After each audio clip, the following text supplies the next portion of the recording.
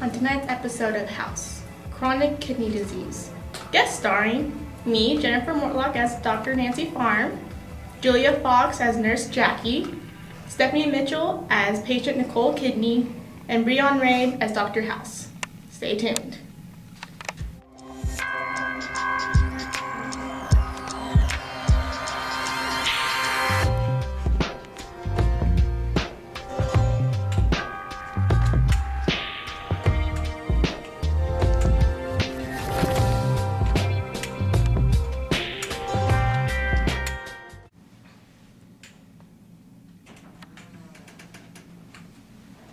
Hi, Miss Kidney. What brings you in today? Well, lately, I've been feeling like my body's breaking down on me. I know something's not right, and I want to find out what's going on.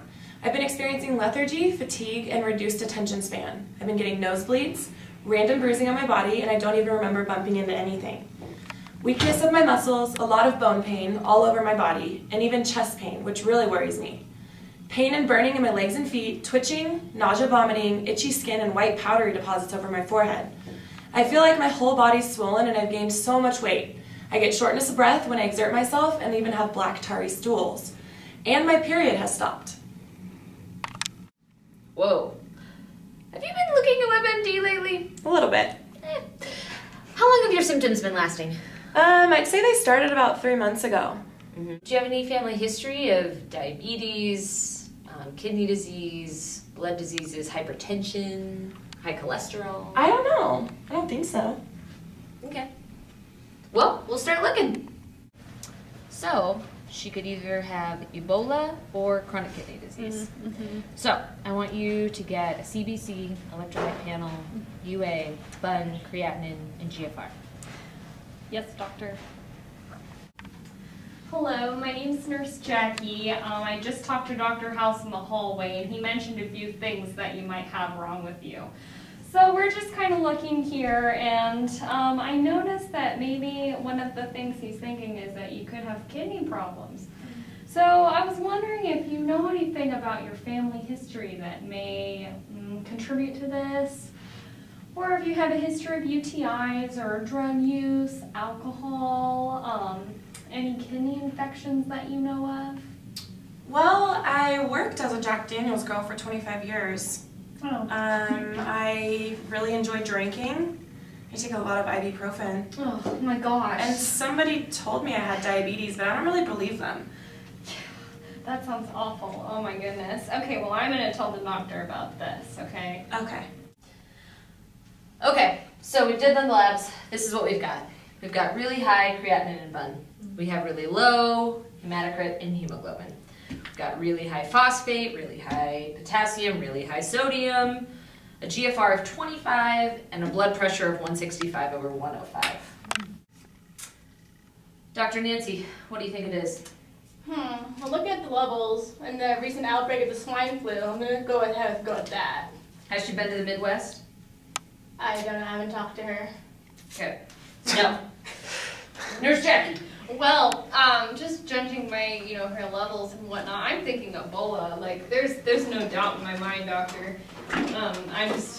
I'm thoroughly convinced. It's a very high prevalence right now. I think I'm right. Has she had contact with bats or gone to Africa or? Probably. She seems like the type that would have several pet bats, I think. Gone Yes. to Texas? I don't know. You're wrong.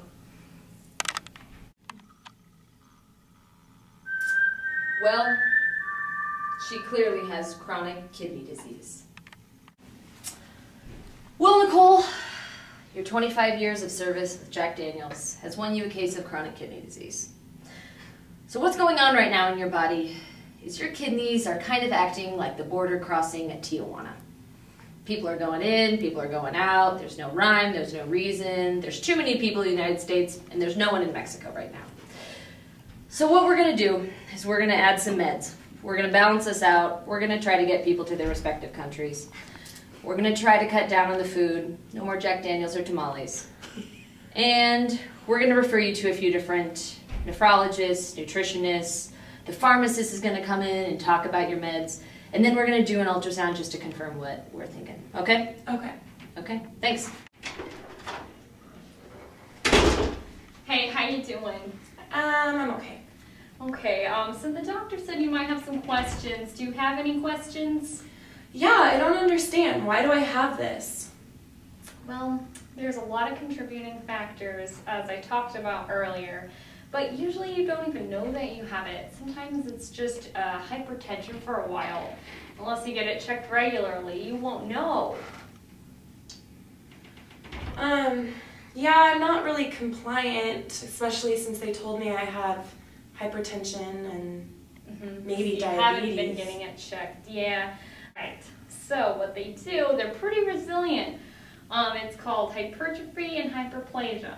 Now what that means is your kidneys start to grow to try to get stronger, and then it's too much on them. I'm showing you a picture of a kidney here. So what you're looking at is the microscopic structures in your kidneys called nephrons that filter out waste from your blood.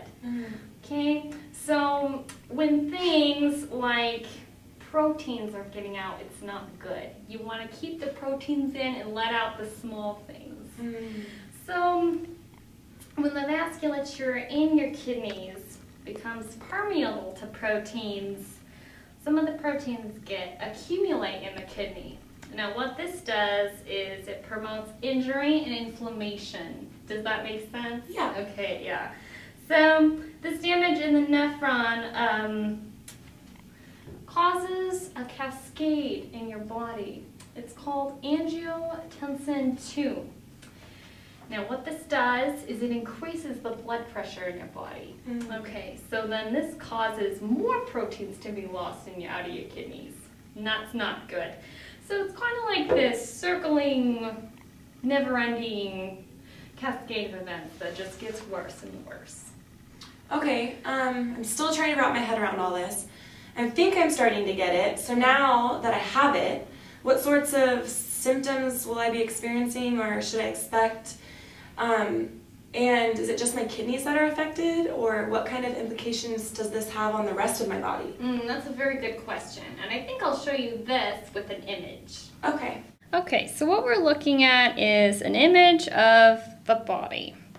So I'm going to just go system by system to make it easier. We're going to start with the skeletal system, which you cannot see in this picture. However, what you might experience are spontaneous fractures, bone pain, or deformities that may develop. And this is related to vitamin D deficiency.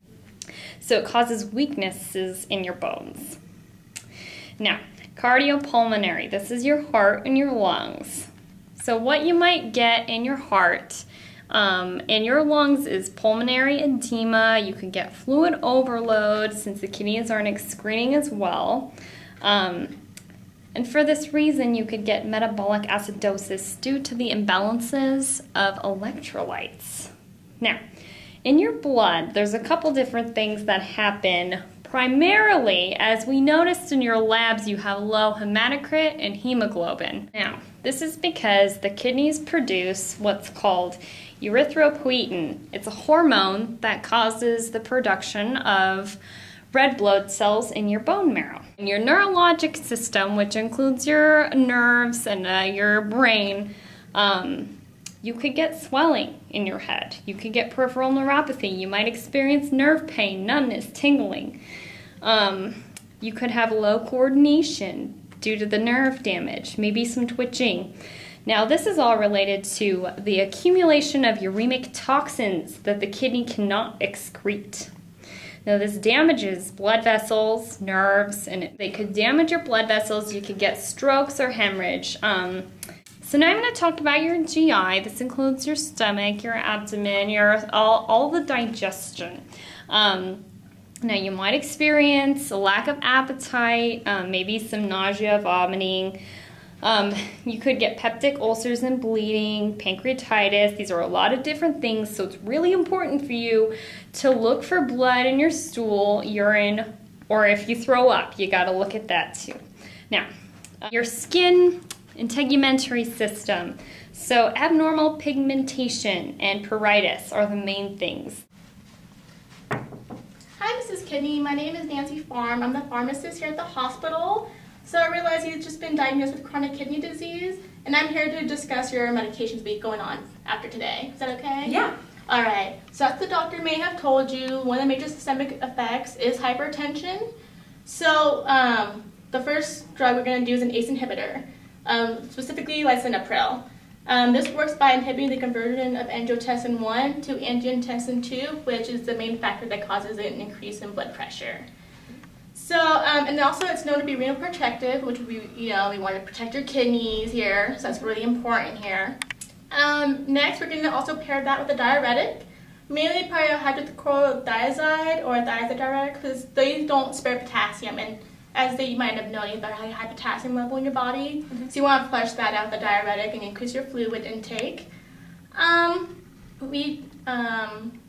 The hydrochlorothiazide works by inhibiting sodium reabsorption and increases your fluid excretion to get rid of the edema, all that sodium potassium inside of you. Alright, and now to combat your possible anemia from the erythropoietin and all that in your body, we're going to prescribe some recombinant human erythropoietin and iron supplementation to help with red blood cell formation. Is going to work by stimulating your red bone marrow inside your big femur and your bones to stimulate more production of the red blood cells so you get the perfusion and not as much anemia, so you don't worry about bleeding and all that.